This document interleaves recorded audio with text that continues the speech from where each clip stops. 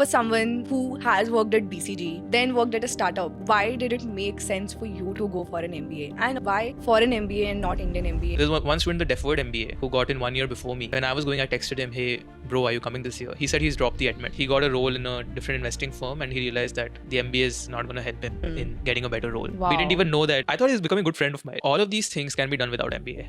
Like, you can build a network, you can travel, you can meet new people, you read a good book. Even at Airbnb, people used to ask me, "Oh, how was it working in BCG India?" Yeah. So I think we feel that only these guys get into top schools. That's not true. Being a non-engineer and seeing the sort of opportunities in India, I felt that to work at a Google, Apple, Netflix, the roles are few and far in between for a guy who wants to do something like strategy at Google. That role just doesn't exist. People go to MBA schools for finding their life partners, and yeah. a lot of people like end up breaking up with their prior girlfriends or boyfriends because of something called turkey drop. Do you think people find their life partners there?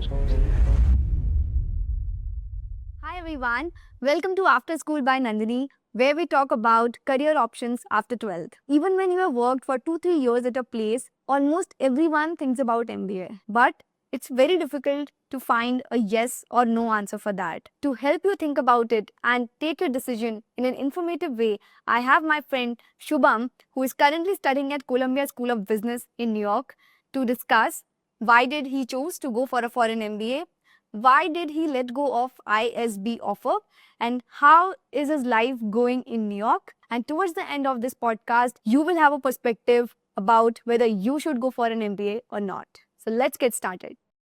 So Shubham, welcome to my channel. Tell me, how is your long paid vacation going on in New York? Thank you for the introduction. It's great to be here. I'm glad किसी ने मेरे को finally पूछा कि how is my MBA going. मैं तरस गया हूँ कि लोग मेरे को पूछे ये. But ever since I've come back to India, they're just saying कि why are you back already? You know, you keep coming back every 6 months for 1 month at a time. But it's been a really good experience. I think the last 1 year, like I was thinking about this for our podcast, like it's given me so much confidence personally and professionally, which I feel like I've never really had in my life. Maybe the last time I had it was in high school, but uske baad, now is when I feel it.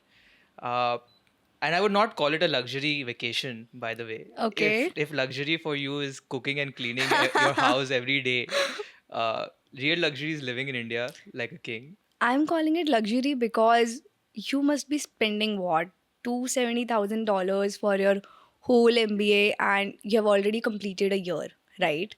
So I'm just thinking out loud, for someone who has worked at BCG, then worked at a startup, why did it make sense for you to go for an MBA? And of course, why for an MBA and not Indian MBA? Did you apply for an Indian MBA?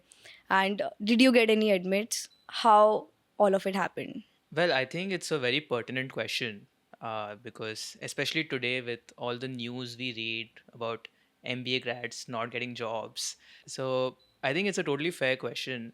Maybe I can tell you a little bit about my journey, how it started. So, I actually got the admit like 4 years ago. Wow. So, I did this thing called deferred MBA, where you apply in your final year of college and Okay. you get a seat in your school, and then you can decide to go between 2 to 5 years after your undergrad. So मैंने ये decision काफ़ी पहले ले लिया था to apply, and I got in, and I applied to a bunch of schools. So all the top US schools offer this, and also ISB offers it.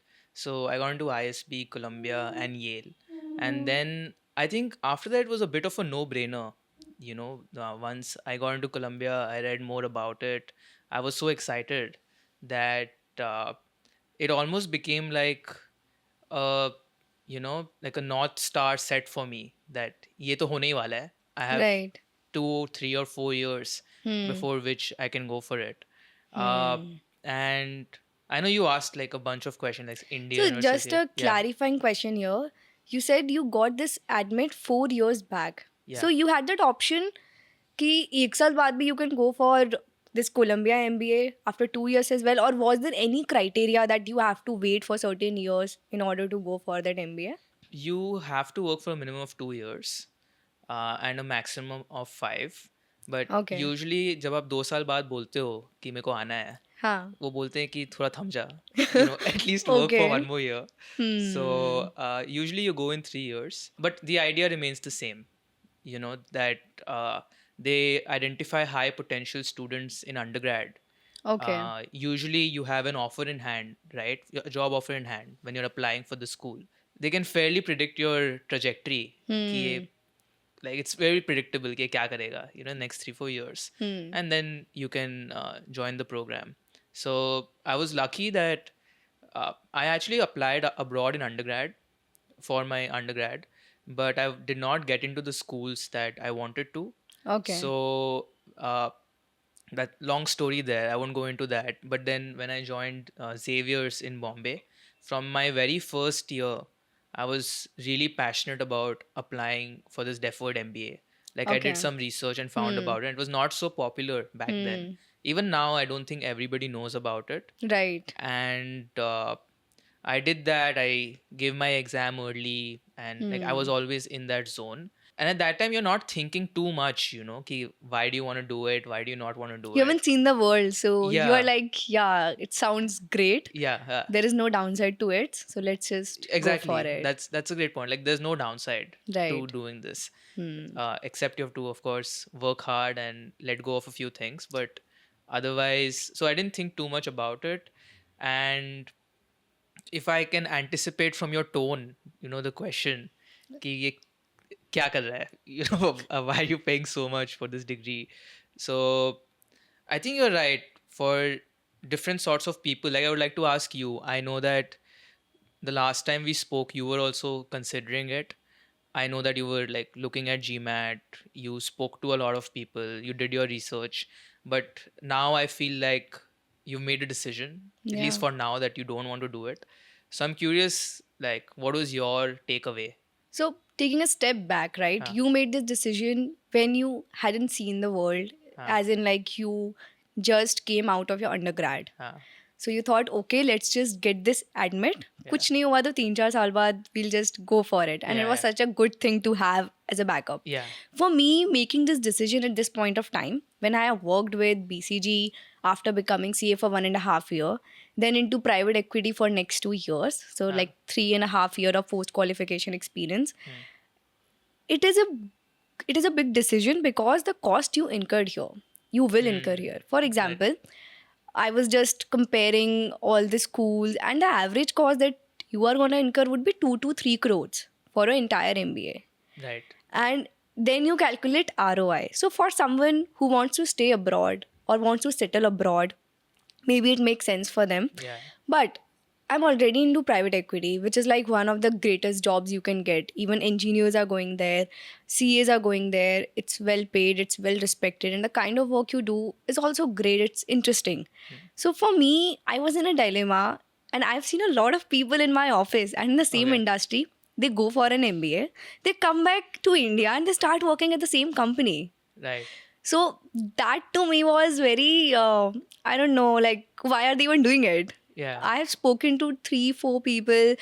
For example, someone was working at Kedara. huh, He went for Harvard, and huh. he's so sure that he's going to come back to Kedara. Okay, And the similar stories at Warburg, Advent, etc. yeah, So if you have to come back and do the same job because it pays for your loan, yeah, then what is the point of even going there? right.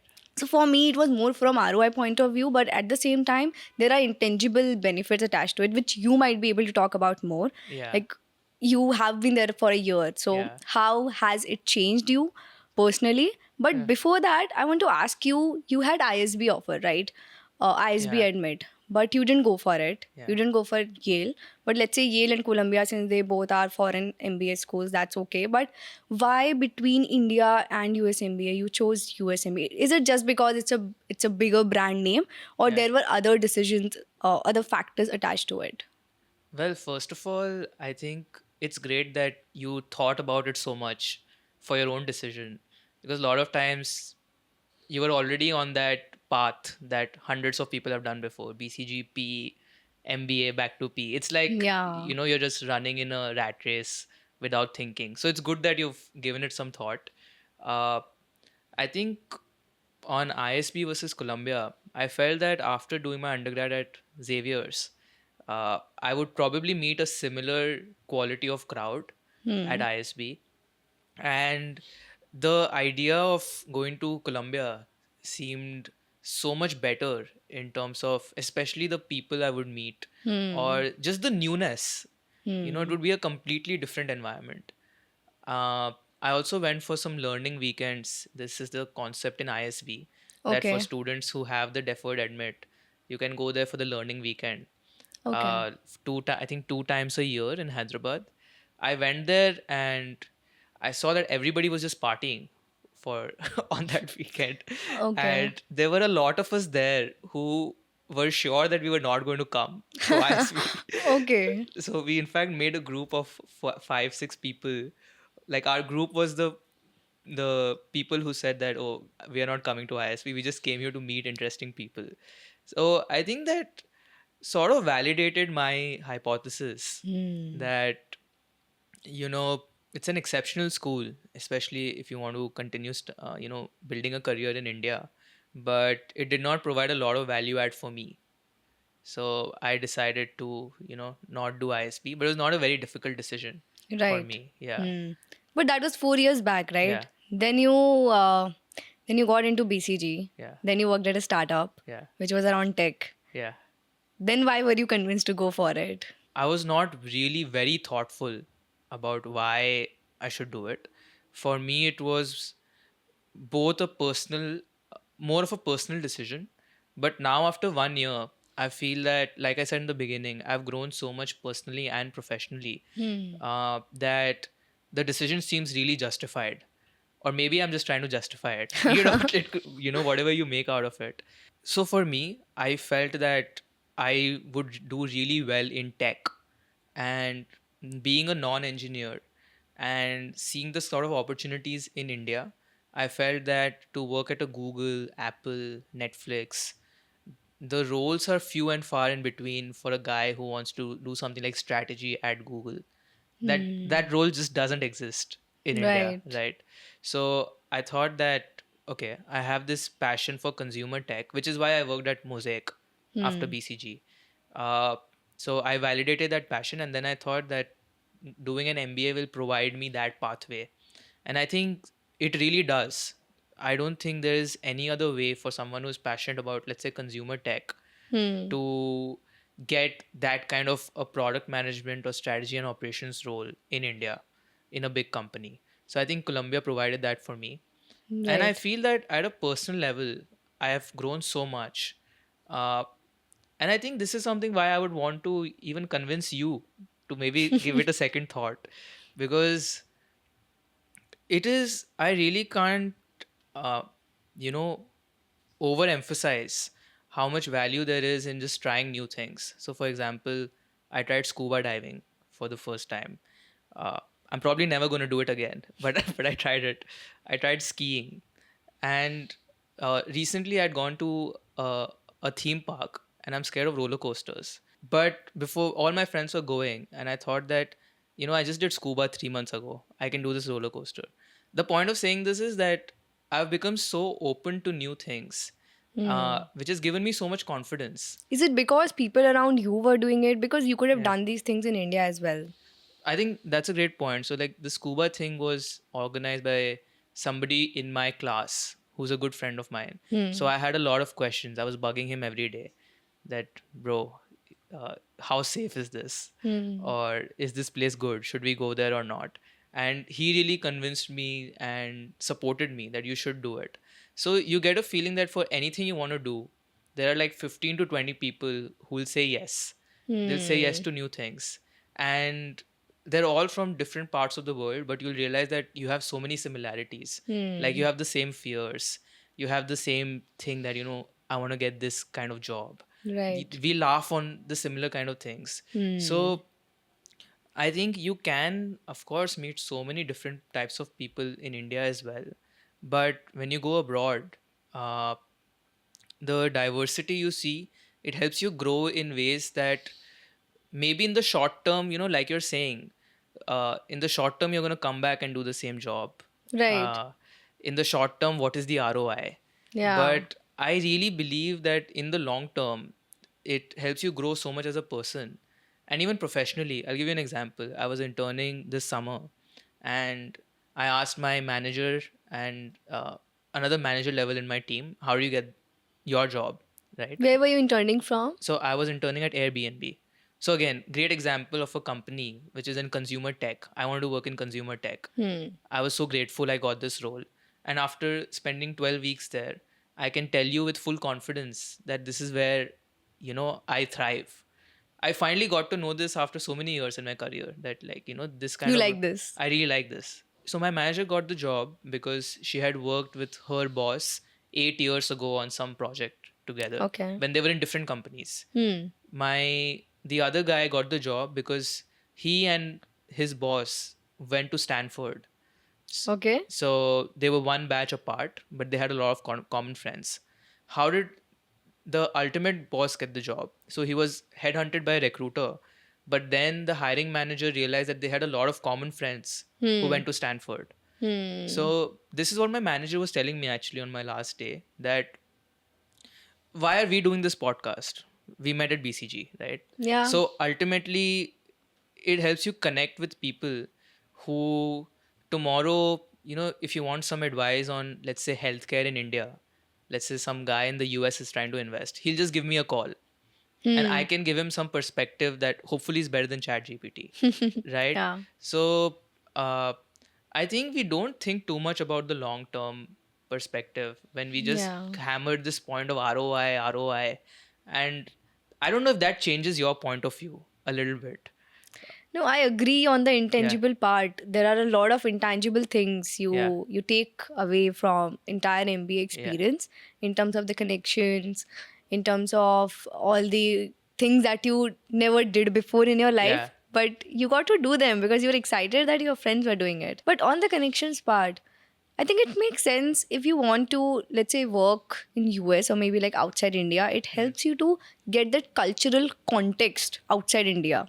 How, people from different diversities come together and they adapt yeah, and then they learn and grow. But let's say someone who plans to stay in India, yeah, and while it might sound like an emotional thing to you, but if you like, I've spoken to a lot of people who who are just very clear that I want to be in India in the long term. yeah, So the connections that I'm going to build outside India in those schools, in those B schools, and yeah, they'll work somewhere outside India. What would be the utility? right, On the emotional part, yes, they would be a very good friends. yeah. You can provide them that perspective that they want, or vice versa. But does it make sense if you want to stay in India? I think I completely hear you. Like, it makes sense. I feel the great thing about this conversation is both decisions make sense. If I have to argue for this point, I would say that everywhere I've worked so far, which is BCG, Mosaic, and now short internship at Airbnb, the confidence I got after this internship is unparalleled. And a key reason for that was the appreciation I got from my manager and my team, which is something, I think it's a little bit of American culture. Like, even if they ask you to make a slide, you make it, like, they go crazy. That, Okay. oh, amazing. Thank Okay. you. And like us Indians, we are like, you Yeah. pay me for this. Like, of course I'll do it. Yeah. But I got such positive feedback. They invested so much in me, which happens here as well. And I had great managers in BCG and Mosaic. But I thought the culture more was that, good job, like, what's next? What's Okay. next? Yeah. And I just think as the next generation, as Gen Z, we can probably bring some good things from that culture back here. And I would also say that a lot of my friends in the MBA are Right. Indians, are very sure that they want to come back here, Oh, even if it's not for PE. Like, maybe they have a family business, right. maybe they want to switch to PE or VC. Like, they were not doing that earlier, but they Okay. want to switch to that. And I know it's not very straightforward, but they're trying to do that. So even they are very intentional that they want to build an Indian network. Right. Like, all the big titans of the industry, like, their kids go abroad to study, right? So you can also build a very influential Indian network by staying abroad. But like I said, like, both decisions are right. No, that's Yeah. a very interesting point. So I know someone who went to Harvard recently, and someone from Bajaj family Yeah. was also going to Harvard in the same batch. Yeah. So that's a very good way to make meaningful connections, Yeah. influential connections Yeah. that might help you in something you want to do later. Yeah, and I feel that ultimately when you're here, your connections will be more professional. Like Right. we were able to form a friendship, but I have realized that it's not that easy. Like Yeah. they're still at a professional level. Over Hmm. there, you're like rubbing shoulders, you're in the classroom, you're doing scuba diving together, Yeah. you're eating at a restaurant together. So I think that people beyond just as a colleague, which Hmm. helps you in ways, it may not even, maybe it will never end up helping you. But Then, yeah, there is this book called yeah, Influence, which talks about the principle of liking. That if you like someone at yeah, a personal level, yeah, there's very low chance that you will say no to that person. yeah, So yeah. you make friends who like you, and eventually you get the work done. Yeah, yeah. And for example, I had gone on a trip in my first year where there were like 20 Spanish people and I was the only Indian. Okay. So bizarre 3 days. Okay. 30% of the time, I didn't know what they're talking about. They're just talking in Spanish. But I took so much away from the trip. The one thing I took away was that these guys really look out for each other. Hmm. Like let's say you're going to class and there's some guy who's like really far away, but you'll like go to them, say hi, just because you're from the same country. Or every time someone walks in the room, you're so excited that, hey, Hmm. I felt that they were so proud of their culture, Got which it. I feel that the Indians, we slowly learned from them. Like when we started, I feel that all of us were trying a little bit to make non Indian friends, Yeah. because it makes sense. Like you are there for a global experience. But this was my observation. We slowly realized that all these cultures, like they're so loving and passionate amongst themselves. We should also be more proud. And Hmm. then slowly we became more proud. And like now we're a very tightly knit community. But I think that in general has given me a lot of pride about my community, even when I come back to India. So Right. there are these things that you learn, which is I also come from a place of privilege. So I can say that it helps you become this better human, and get that experience. But I see you that in the short term, it may not make sense for everyone. Hmm. It makes sense in the short term also for some personas. In the last 1 year, Yeah. did you ever feel like leaving everything and coming back? Did you ever feel like dropping out? Short answer is no. I do know of, like, there was one student in there's one student in the deferred MBA who got in 1 year before me, and he had guided me a little bit as well to Okay. do this. Hmm. And then when I was going, I texted him, "Hey, bro, are you coming this year?" He said he's dropped the admit. So the reason he said that is that he So got he didn't go there only. he didn't go. So Okay. he got a role in a different investing firm, and he realized that the MBA is not going to help him Hmm. in getting a better role. There's another guy who came there and left within a week. We didn't Wow. even know that. Like I thought he was becoming a good friend of mine, but I realized that he's gone and he didn't even tell me. But Okay. I think another good thing for me is that I know that it's a very reversible decision, right? Like, what's the worst that can happen? Maybe you do your 2 years and then you immediately come back and you'll get a good job here. Yeah. So I've never felt that I need to immediately return. Hmm. The one thing I would say is that I love living in New York. So whenever I travel outside New York, I feel really homesick for some reason. Like I Oh. went to San Francisco for a week for work during my summer internship. And here Yeah, you described those two people, right? Who yeah, yeah, dropped out. One didn't go only, yeah, and one went and came back within a few weeks. yeah. So, what was their thought process, and are they doing good in life SPU? Huh. And secondly, if you look at different personas in your college, and not just your B school, but Yeah, across B schools, you would have made some friends across B schools. yeah. How people think about it? Do you think it helps someone who is straight out of college, worked at junior roles, maybe not in a very good companies, versus those someone like you who has worked at BCG, then a Yeah. startup? Hmm. So how should someone make this decision logically. One is the personal side Yeah, that yeah. you described, Yeah, that it makes intangible sense and you Yeah. don't know what you would get out of it. Yeah. So this is more like unknown. Yeah. This is like just getting it done because Yeah. you don't want to have any regret. Yeah, yeah, yeah. But if someone wants to think about it logically and a Yeah. tangible value out of it, Yeah. so how are people thinking about it across different backgrounds and personas? Yeah. So I feel on the first part about these two people, the one thing I've learned after this 1 year is that whatever decision people make, they think is the right decision. Everybody else is an idiot. So those two think that they've made the right decision. They are happy, and I think objectively they are happy. Like they Okay. are in the role they wanted to be in. Hmm. So it doesn't make sense maybe for them to do this just for the intangible that we spoke about. I think personas is very interesting about, like, there are some people who I feel are so happy that they're doing this. Like I have a friend who is a girl, and so she was doing consulting in India, in not in MBB, Hmm. and then she wanted to do consulting after MBA at Columbia, and she got a great internship. Uh, I asked her, how's it going? How are you feeling?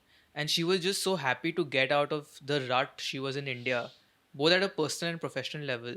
She felt that the freedom it provided her, which I think you might relate to, right? I think for a lot of girls, there's some restriction in India from parents, or you just feel, I think, yeah, restricted a little bit. And when you're there, you feel free. Because कोई नहीं है पूछने वाला कि Yeah. कितने time पे जा रहे हो, कितने बजे आ रहे हो. And I think you can't put a value on that. Yeah. And she's also professionally made a big jump, so she's very happy. So you just said she has made a professional big jump. Yeah. So she was in a normal consulting firm. Yeah. Like a boutique consulting firm. No, like, not an MBB, and now she's going to be joining an MBB firm. Uh, Something else I would say is that when I was leaving my startup, I spoke to all the senior people there that I want to do entrepreneurship Right. after my MBA. So what is your advice? Okay. The first thing they told me is don't do an MBA. Okay. So, and after studying there for a year, I think for most cases that's true. I feel that if you want to build a business truly, then there's no better way of learning how to do that than by building it, rather than doing an MBA and delaying that for a few years.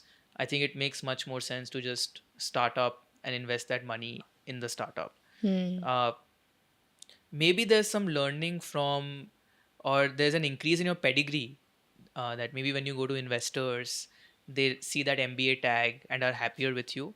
But I would say in general, it makes a lot more sense to do what my founder said, not do an MBA.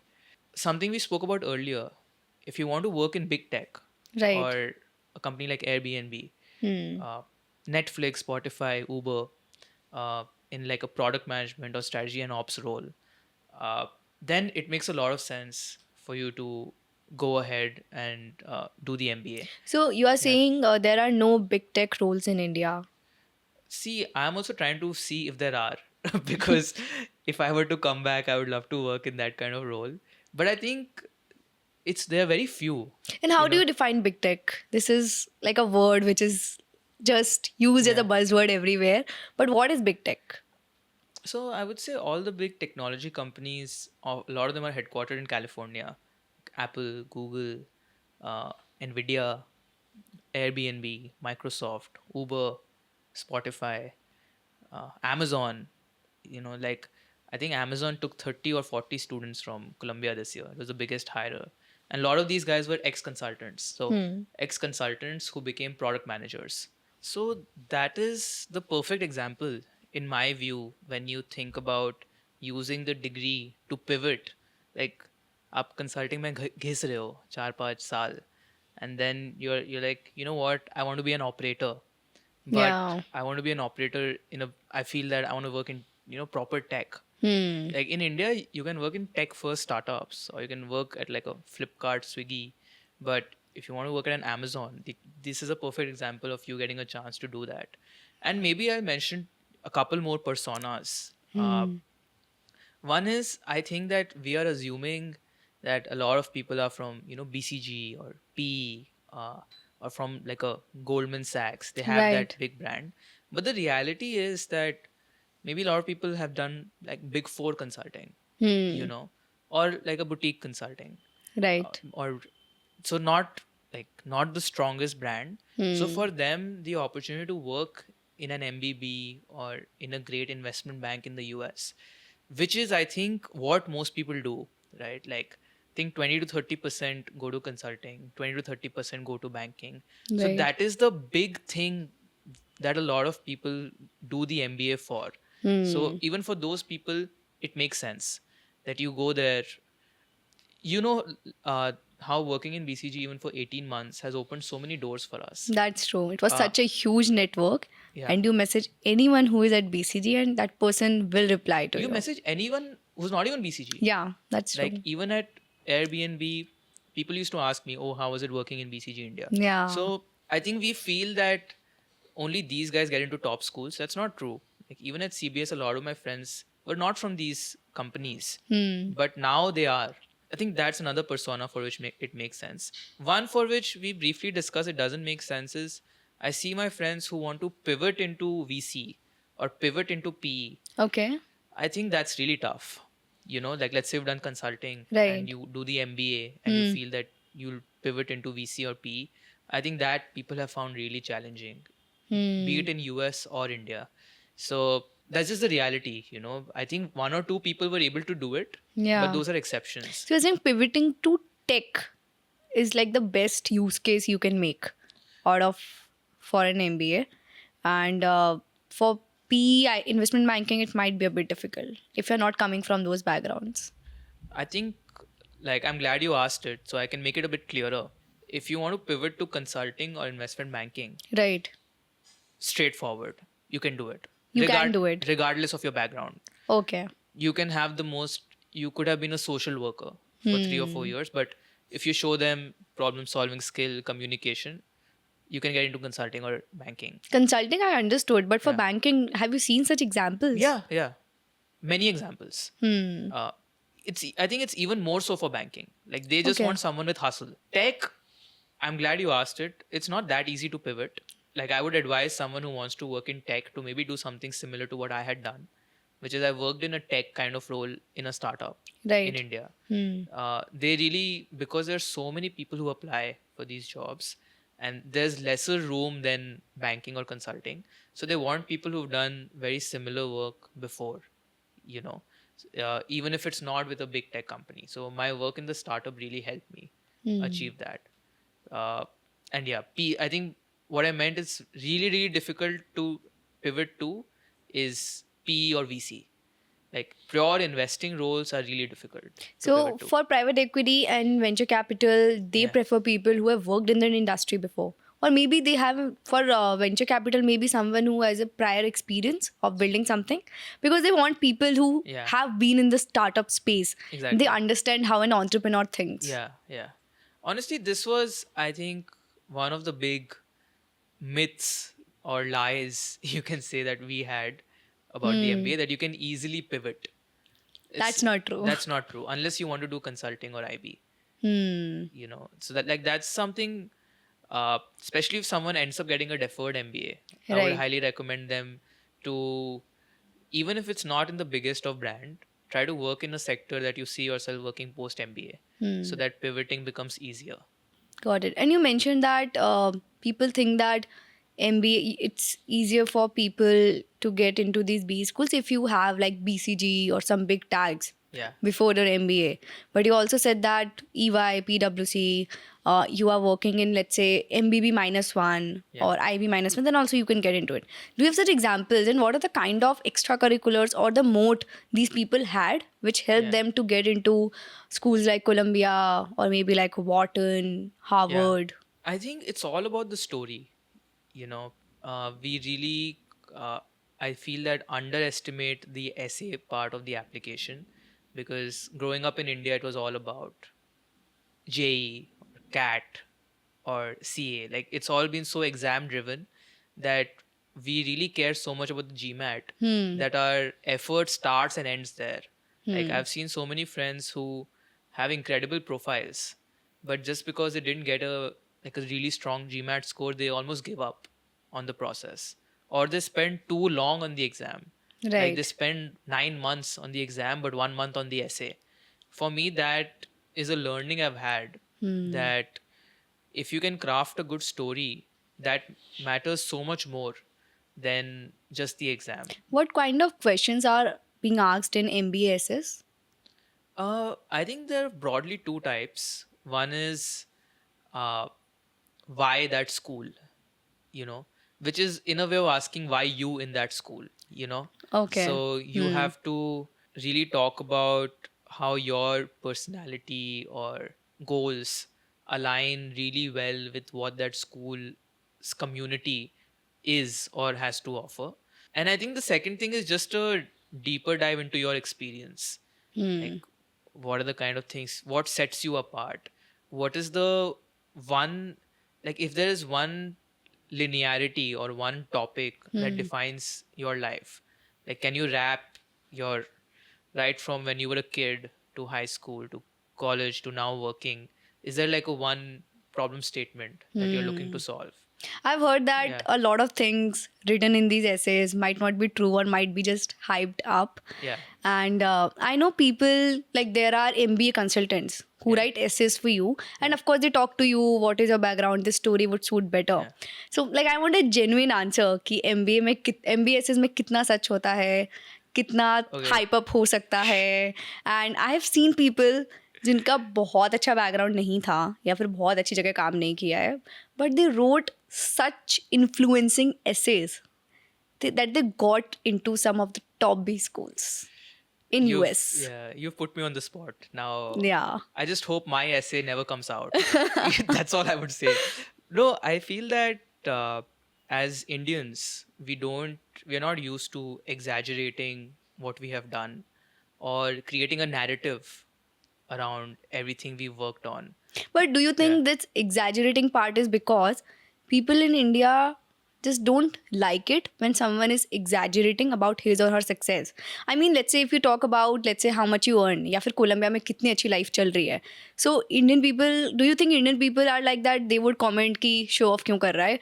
Versus US people or people outside India कि wow, we want to learn it from you. Yeah. Is it the point that you're trying to make?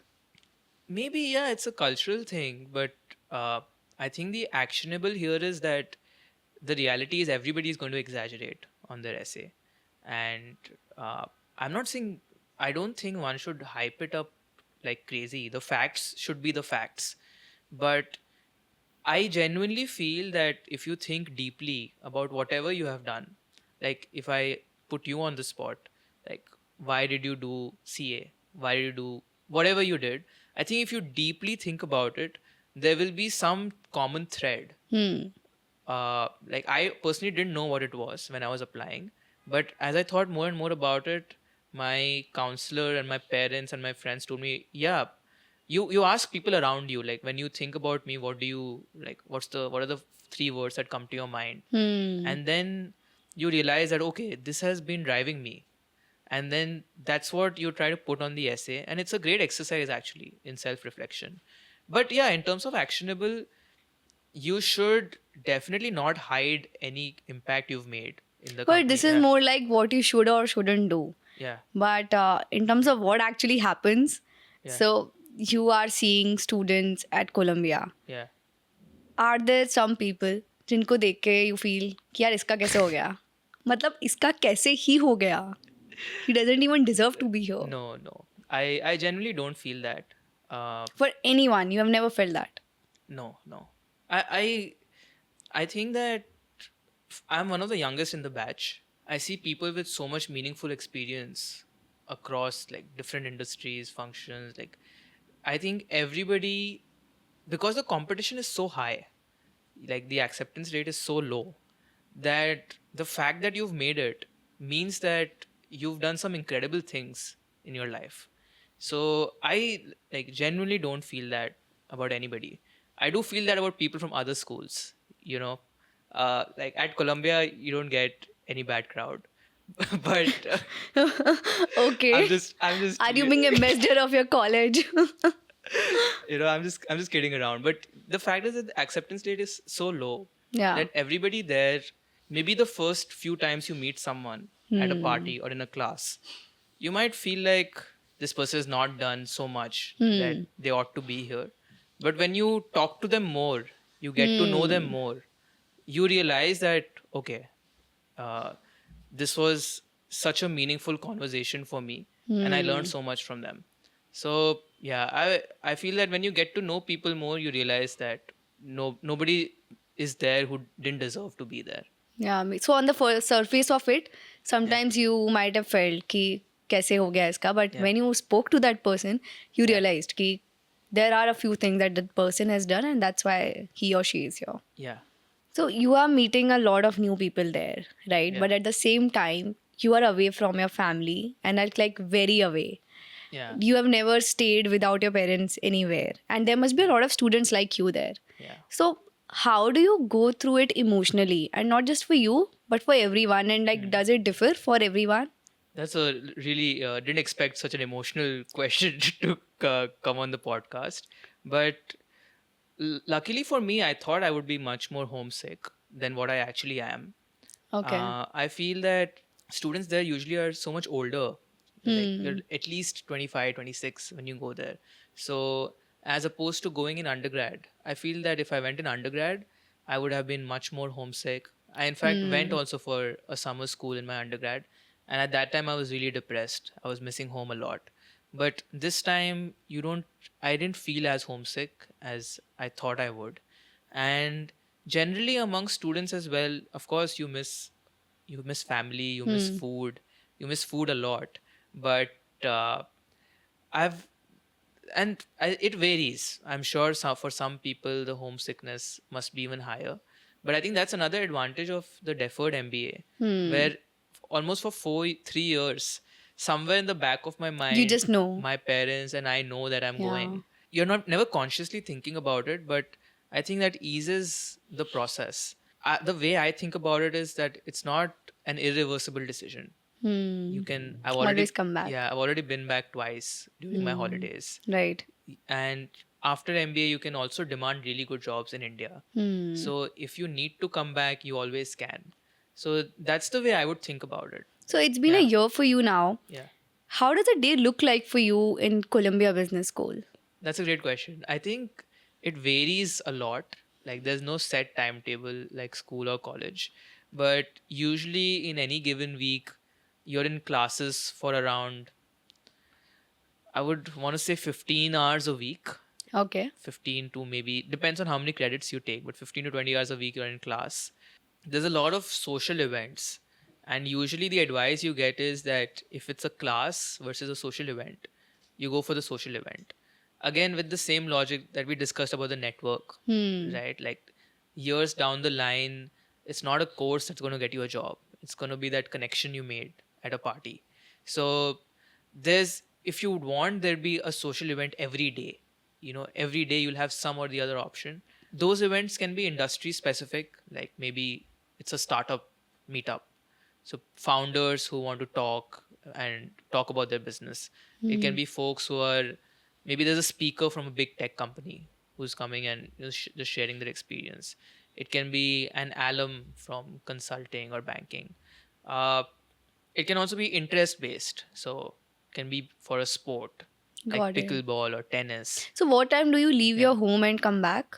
Again, I think it really varies. Like some days there are no classes, but usually I would say it's a full day. Okay. Because you're there, you want to be active. So maybe for your first class, you leave around 9 or 10 a.m. and then you try to come back by 6 or 7 p.m. So it's a normal day. The other big thing that takes up your time is, of course, recruiting. Right? So recruiting involves getting your resume ready, networking with people, applying, interviewing. So So there is nothing like campus placement there. I would say that for consulting and IB, it is their version of campus placement. Okay. So there's a legacy of companies hiring X number of students every year. They have a good connection with the career center. And things are more defined. Timelines are known. So you can say it's almost like India. I would say that for tech, it's really, they call it unstructured, structured and unstructured. So in tech, you don't know which company will come at what time. You just have to be ready with the resume. and it's not technically on campus. Like they just put the post up online, Okay. and you have to be ready and apply when it comes out. Hmm. So only consulting and banking is structured, and some, like big company strategy roles, like maybe in FMCG or in healthcare. But otherwise, it's mostly look online, and there are specific MBA roles that open up, and you can apply directly. And do you think the interview process, for example, let's take BCG. In India, there are multiple case interviews that you Yeah. have to go through. So is it different in US or it's exactly the same? Uh, I was really away from consulting, but what I learned was that the one thing that's different, I think, which is interesting, is this concept called coffee chats, because networking is such a big part of the recruiting process in the US. So in banking and consulting, for every firm, I think you do more than 5 or 10 coffee chats. Wow. And a coffee chat is that, let's say Nandini is a consultant at BCG, so you just talk to her for 25 minutes over Zoom. On anything. Uh, it's ideally, for me, it's a bit of a black box, because that was one of the reasons why I decided to do tech as well. That you're investing so much time, these 25 minutes with 10 people, where you're just trying to get to know the firm, or they're trying to get to know you. I think in banking it is more strict, where if you don't do well in that chat, like there can also be technical questions, so you might not get more coffee chat invites. But I think in consulting it's more informal. They genuinely want you to know what that particular office provides. Like over there, each office does its own recruiting. Like Mumbai versus Delhi would be different. Right. They have their own headcount, their own culture, their own clients. So you do that, and then after the coffee chats, when the main interview happens, if you're shortlisted based on your coffee chats and your resume, then I think there's just 2 interviews, 2 or 3 with the partners, Right. and then you get a decision on the same day. Which is similar to what happens in India. Okay. Interesting. So what's your plan? 1 year left.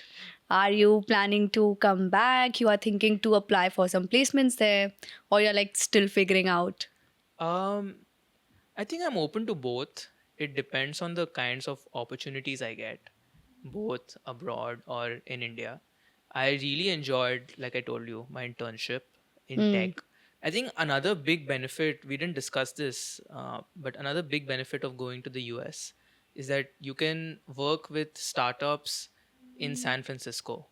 So that is, like the place to be, for example, if you want to work in AI That's or true. any cutting edge technology. So I really want to be either in startups or tech, but I'm also open to roles in India. I think my plan is to work there max for 2 or 3 years. So that could also be in 0 years, but max 3 years, then come back to India. And then maybe do something fun here, like I said, try to replicate the learnings I have there, like bring that culture, or start something here, or try to see, what kind of roles are here in strategy, in tech or consumer. So, but I think the fun part is second year is all about traveling. In first year, you're still figuring things out. I think you were recruiting. traveling a lot in first year as well. No, but- Every day there is a new Insta story, new country, new place. that is just for show. But I think in second year, you genuinely do it. So you were not doing all of that. I think I was using the same trips photos across the year to give an Okay. illusion that I'm having fun. But second year is more about traveling. It's more about giving back. Like, I think this is a great medium for me to share my learnings. You Right. also, with the first years who come in who are so confused, like we were confused, so helping them out. I think it's also about building deeper friendships. First year for me was a lot about breadth. So try to connect with as many people as you can, go for as many events as you can. But I think second year is that now you know the people that you enjoy hanging out with. So try to make them friends for life. And yeah, I see it as a short stint, this entire MBA. Like, And you mentioned yeah. about AI, right? If you Yeah. want to work into AI, maybe like SF is the place. How do you feel about AI since you are in QS, although like New York and not SF? Yeah. But generally, what people talk about AI, Yeah. like are they all trying to build something in AI? Yeah. And how does it differ from like when you come back to India? Yeah. So how people react to AI? Yeah. I feel that uh, when I went to SF for a week, over there I did some coffee chats with 3 or 4 people, and everybody is so excited about AI. The fact that they believe that the next $1 billion company might be built by just one person. So you don't need that manpower. You can just by yourself and with your computer using these tools, you can build the next big thing. I think there's a big buzz of getting AI in consumer or consumer tech, because in all the previous tech revolutions, it usually started with a consumer app. Like it started with a Facebook or WhatsApp, and then that turned into Facebook ads. Like the B2C product turns into a B2B.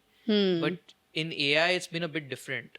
You've got a lot of enterprise solutions, but there's excitement now about getting consumer first AI. Of course, ChatGPT is a consumer AI app, but Right. more in like shopping or the way we consume entertainment. Anything that you've seen in shopping? Uh, I've seen a few startups where they're trying to get AI in fashion. So I've not played with those apps, but there's a lot of excitement, especially in SF. There's a lot of people building. There's a lot of roles for MBAs.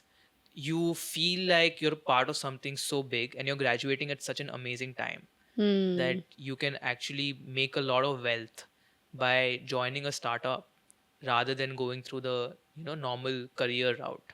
Right. So It's a risk you take, but yeah, upside is huge. exactly. And when you talk to people in SF, they feel that there's no place like SF. Like they think New York is not doing anything. They feel that no other country is doing anything, and I think they're right, because every top person building in AI is in SF.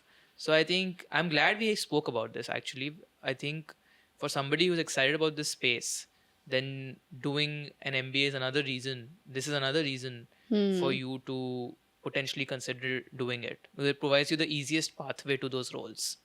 Right. Yeah. And have you seen anyone around you not doing MBA or maybe just dropped out, but is still able to build a very good network or like a decent network to connect to the people he or she wants to connect to? I think that all of these things can be done without MBA. Like you can build a network, you can travel, you can meet new people. The things we study, you read a good book. Yeah. In fact, I've read a few books and I feel that they're teaching me the same thing in class. You can do all of this without it, but the reality is how many people do that? Yeah. Like there are apps through which you can connect with random people and travel to a different part of the world, but I don't think any of my friends do that. You can, if you want, on LinkedIn, if you have a good profile, I'm sure any AI startup will at least reply to your message. But how many people actually take the effort to do that? So in that sense, if you're feeling stuck, or Right. if you're feeling like in change, you want something to do, then also this provides a great way for you that for the next 2 years you don't have a job. You have time on your hands, and you can just go with a blank open slate that I'm going to explore stuff, and then in 2 years I'll figure out what I want to do. So I think it's a potential startup idea for us to think about that. Is there a way of doing this without this degree? Like, can you do it in a more affordable way?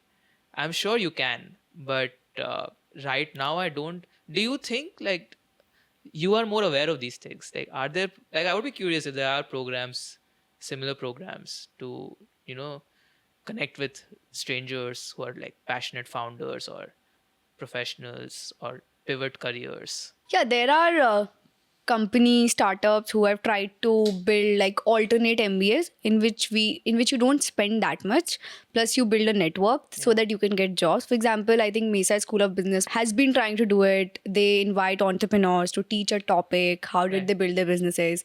There was Stoa School. Right. I think it's not active anymore. So I think people are trying and have tried to do that, but I think we are yet very far away from it. And kitni bhi baatein kar le that try karo to you can build connections etc. But like reality is तुम्हारा CV देखा जाता है, and अगर CV Yeah. पे एक MBA है, Yeah. it does make an impact. it's not easy for everyone to go out, like build Yeah. connections. It is just so hard to do that. And if you are at a B school or like a college or like a very good college, you build those connections naturally and like effortlessly. Yeah, I feel that there's a lot of talk about, ROI, and it's true that it's not as easy to get a job out of the MBA, maybe as it used to be. But I saw that in my internship also recently, that every person in my team had done an MBA from a top school in the Hmm. US. And I feel that ultimately confirmation bias comes in, Hmm. that tomorrow, let's hopefully I'm in a decent position. So Right. when I see students and I see that, okay, this guy has, done their MBA from a top school, you immediately get some validation that, Right. okay, you know, at the end of the day, you just don't want someone you want someone who listens to instructions and can get decent job done. And you get to know that through a baseline Hmm. of the MBA. So yeah, I agree. It makes sense. And while we all talk about skill based jobs, and there has been this Yeah, movement where everyone is just yeah, talking about skill based jobs. yeah, Companies are looking for skills, you need to have skills, degree don't matter. yeah. But I think we are yet very far from it. I agree. Like And skills कितने भी हो, but yeah, अगर वो college वाला tag एक अच्छा brand value yeah, वो yeah, नहीं होगा तो people would not even pick your CV. yeah. I think it's great you mentioned this, because the two skills or two or three skills I used a lot in my internship, there's nothing very technical. I used this tool called SQL a lot, which was not that tough to learn, especially with ChatGPT. But the thing I was learning most was like hypothesis based problem solving, that you got a big problem to solve, but you don't want to go too deep into the data. Like you need want to have some hypothesis, Right. uh, 80/20, make those cuts, and communication skills. Hmm. Now that you've done all the work, you need to influence the other guy, and he's at the same level as you. I'm an intern. Like, how do you influence another guy? It's all about communication. So yes, these skills are important, especially I think in engineering and those kind of jobs. But for us who want to become more managerial class and leaders, it's these like basic soft skills that matter, which is Hmm. why like consulting or MBA, like those tags are still relevant. Yeah, That's true. yeah. That's true. So I've also heard people go to MBA schools for finding their life partners, Oh and a yeah. lot of people like end up breaking up with their prior girlfriends or boyfriends because of something called turkey drop, which Okay. I got to know about like a month back. So, what is turkey drop, and do you think people find their life partners there? It's an important question. It's 2 years, right? Yeah. Especially when you are like 26, Yeah, 27, yeah, that age of your yeah, life yeah. where like you want to get married in next one or two That age years. of your life, the school has done the filtering for you. Yeah. Broadly similar ambition, similar background. So and I think we have a friend in common who is really seeing the MBA as the way where she'll find her ultimate life partner. Yeah. So it is something people think about, but and I was telling her this as well. The reality is that the stats are not in your favor. It's like dreaming of getting a job in investing. uh, Okay. because people are already at that age that they've they are in a relationship, either Hmm. they're dating, or a lot of them are married, a lot of them have kids, or if they're still single, uh, like there are very few people who are still single. All the good ones seem to be taken, and I think the number of couples coming out of MBA schools are really limited. Like if I think about my batch, maybe it'll be like single digits, the number of couples who like met in the MBA and you see them having a future. So I think that's more true, at least from our time in BCG. I saw that it's more true in Indian MBAs, because Okay. you go to an IIM typically when you're relatively younger. Hmm. So there's a higher chance that you find your next life partner there. But it's not true in the US, at least from what I've observed. There's been a lot of people who have been disappointed. And Turkey Drop is interesting. If I was really curious to know like what this concept is. So essentially, I think what happens is during Thanksgiving, which is end of November. So it's you start school in end of August. So it's like a 3-4 months period. That's Right. the first time you go back home. Okay. So you go back home, you meet your partner in your home location, and Right. you realize that that fire has died. You're a different person now. You like Hmm. adventure. Maybe there's someone in school who you like. So it leads to a lot of people breaking up. Hmm. I would say I've not seen this a lot. I think it's one of those things that maybe used to happen a lot earlier. But I think now people come in with like very happy, committed relationships. Is it And only like your batch? Like, how have you seen the yeah, stats in your batch and in Colombia? yeah. And do you know how does these things play out in, let's say, Wharton, Harvard? Uh, I don't know, but I would imagine it to be in the few conversations I've had, I would imagine it to be similar, Hmm. because I feel that all these schools are so similar. Like whenever I talk to people, we use the same apps, we have the same terms. So it's practically you're doing the same thing in different Hmm. schools. So I don't think it will be that different. But yeah, the sad thing is, if you're seeing, and another thing is when you go there and you're single, you a lot of times don't want to date within the school, you know, because if things don't work out, that leads to its own problems. Hmm. So that's why this idea of finding, the one in business school is probably it's a myth, because it's a Oh, myth. Yeah, okay, that's yeah, yeah, interesting. A lot of my friends are dependent on their MBAs. yeah. Maybe now the number of people applying will go down, and now you are definitely not going to apply after after this. But yeah, it's an important question. Yeah, So, Shubham, last question. yeah, Uh, what all things you had thought would be there in your MBA at Columbia, yeah. and you found that, okay, it was not like how I thought about it? Good things as well as bad things, and something Okay. you would like people to know before they sign up for any B school. I think one thing I would love people to know is that like things fall in place with time.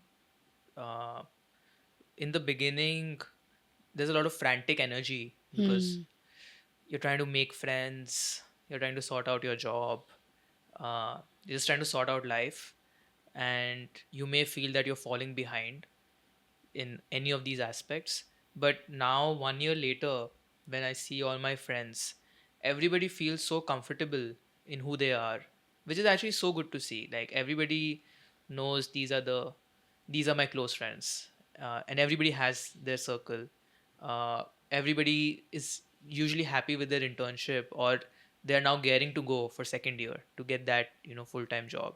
So that's something I've been really happy to know. I thought that I would have to change who I am uh, significantly. Like I would actually not significantly, but I've never thought of changing myself. Like when I Hmm. was in India, but go before I went there, I thought, okay, I had I need to do this differently, that differently. But you realize that you can just be who you are, and like people get attracted. Hmm. Uh, the other thing, we've discussed this previously. Ultimately, MBA is about careers. Like that's the main thing. So my advice would be to not see it as a place to pivot that easily. Like Right. that's a common theme. Unless you want to get into consulting or banking, then you still can, but uh, try to show in your CV those problem solving or communication skills. But if you're dreaming about a job in tech or VC or PE, then uh, try to do something similar in India, either through like a pre MBA internship or work for 6 months. Like that can go such a long way in them knowing that, okay, this person has done something similar before. Right. Uh, but yeah, that's about it. And like I said, I've not felt as homesick as I thought I would. That has been a great That's plus. good. Yeah. Yeah. So it's an exciting 2 years. It goes by so quickly. So I would want to see you there. Well, maybe I don't think you're convinced, but like if had the option, I would love to do the MBA forever. Wow. Because who wants to work? Like you just want to travel and meet new people and chill. Right. So like Hmm. I highly recommend it. Thanks a lot for sharing your insights today with all of us. And I'll see you in our next pickleball match. I'll see you. It's always been great sharing my wisdom with you. I taught you how to hold a racket. Today we discussed about the MBA. So yeah, this was great. Thank you so much. Thank you.